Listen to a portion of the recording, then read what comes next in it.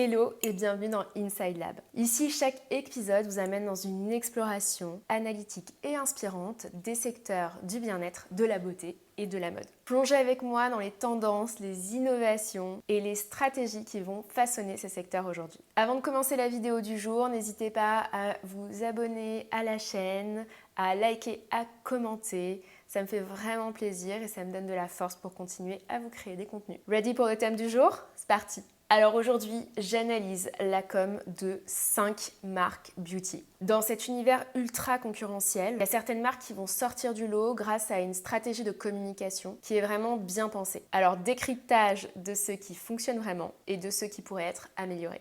Alors la première marque qu'on va analyser, c'est Rhode. Rhode, c'est l'esthétique ultra virale et le personal branding. La stratégie est simple. Un branding ultra cohérent qui va capitaliser sur l'image de Hailey Bieber et une esthétique qui va être épurée et désirable. Alors, quels sont les points forts de cette stratégie? Alors déjà, on va avoir un univers et des visuels qui vont être épurés, minimalistes et qui donnent l'impression d'accéder à un luxe accessible qui va immédiatement attirer le consommateur. Ensuite, on va avoir une stratégie social media qui va être basée sur des textures ultra glossy, un effet clean girl aesthetic qui cartonne sur Instagram et TikTok. Enfin, il va y avoir vraiment une excellente exécution du personal branding où Hailey va être au cœur de toutes les communications. Alors mon avis dans tout ça, pour moi, c'est une stratégie qui est vraiment une très bonne école sur tout l'aspect personal branding. Le souci, c'est que cette stratégie, elle repose énormément sur Hailey Bieber et donc vient à se poser la question comment exister en dehors de son image. Puisque la dépendance à une égérie sur le long terme, ça peut être aussi un risque pour une marque. La deuxième marque qu'on va analyser aujourd'hui, c'est la marque M, qui est l'incarnation du lifestyle et de la beauty inside and out. Donc la stratégie ici, ça va être vraiment de miser sur quelque chose qui va dépasser le simple skincare et qui s'impose vraiment plutôt comme un mode de vie, en mettant en avant l'équilibre peau, corps, esprit. Donc les points forts ici, c'est qu'on va avoir un storytelling qui est très engageant sur la beauty in and out, qui éduque sans être non plus trop médical. On va également avoir un autre point fort qui est le mix, je trouve, et l'équilibre assez bien maîtrisé de l'aspect aspirationnel mais aussi expert qui permet de fidéliser en fait une communauté. Enfin, dernier point fort, on va vraiment avoir une identité assez forte qui va pas miser uniquement sur un produit mais plutôt sur une philosophie de vie. Alors mon avis, donc moi je trouve que c'est une marque qui a vraiment réussi à créer un attachement émotionnel, ce qui est une très grande force aujourd'hui. Mais comment se différencier davantage en tant que marque quand le concept inside and out devient finalement un standard aujourd'hui? Donc travailler encore plus la singularité de leur message, ça peut être vraiment, je pense, un de leurs enjeux sur 2025. Troisième marque qu'on va analyser aujourd'hui,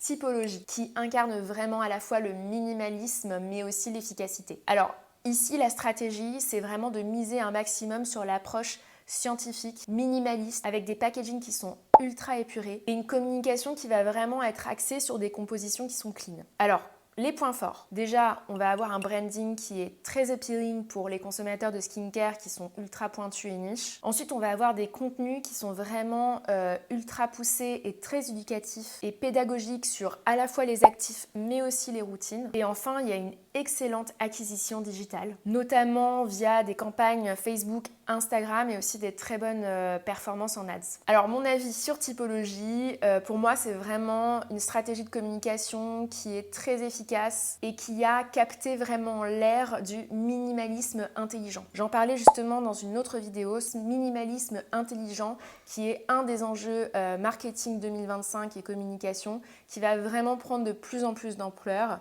et Typologie a vraiment pris le pas sur cette trend bien avant, donc c'est vraiment très intéressant. Mais du coup, c'est vrai que le marché devient de plus en plus attiré, donc il va y avoir vraiment un défi pour eux. Ça va être de vraiment maintenir leur ADN tout en innovant et sans perdre leur approche ultra scientifique. Donc on regardera tout ça, affaire à suivre. Quatrième marque qu'on va analyser aujourd'hui, j'en ai déjà parlé dans une autre vidéo, on va parler de Monday Muse, qui incarne l'expertise dans un environnement à la fois doux mais aussi désirable. Alors ici la stratégie c'est vraiment de mettre en avant, il y a un vrai positionnement et un vrai pré-parti sur l'efficacité qui est prouvée ainsi que la sensorialité avec des produits qui vont être conçus pour les peaux sensibles et sujettes également aux déséquilibres hormonaux. Alors, les points forts, c'est que déjà, on a une esthétique ultra qualitative qui attire immédiatement. Ensuite, on va avoir un branding que j'appelle hybride, c'est-à-dire un branding qui est entre expertise dermatologique, mais aussi douceur de la skincare. D'ailleurs, quand on a les packagings en main, il y a vraiment ce côté très sensoriel où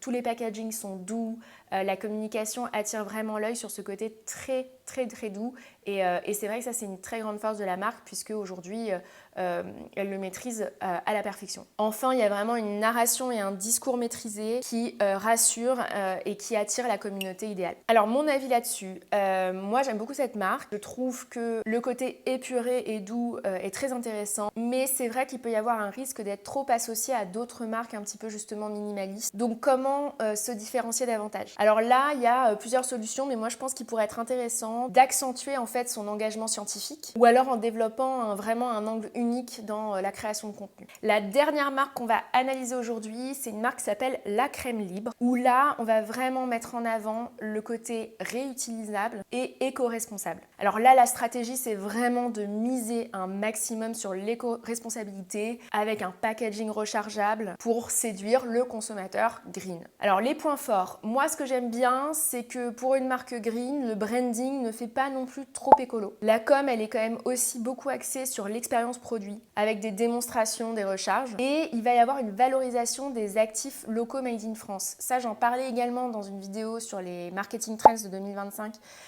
par rapport aux ingrédients régénérateurs locaux. Et c'est vrai que l'utilisation justement de ces actifs permet, je trouve aujourd'hui pour une marque, quand ces actifs ont un réel impact et une réelle efficacité prouvée, de se différencier et de mettre en avant leur région de production. Alors mon avis, pour moi, le défi des marques un peu éco-conscientes, c'est vraiment de dépasser l'image du green. Parce que le futur de la clean beauty, c'est vraiment avant tout d'être performant. Aujourd'hui, tout le monde peut être green, même si tout le monde n'en fait pas forcément le choix.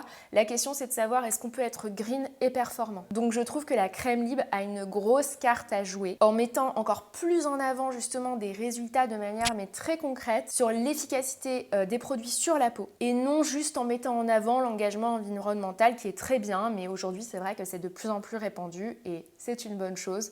Maintenant, nous, ce qu'on aimerait, parce qu'on demande toujours plus, c'est d'avoir du green, du clean, mais surtout aussi de l'efficace. Alors voilà pour l'analyse de ces 5 marques beauty. Alors n'hésitez pas à me dire quelle marque vous attire le plus, vous, en tant que consommateur, quelle com a marché sur vous, quel consommateur êtes-vous?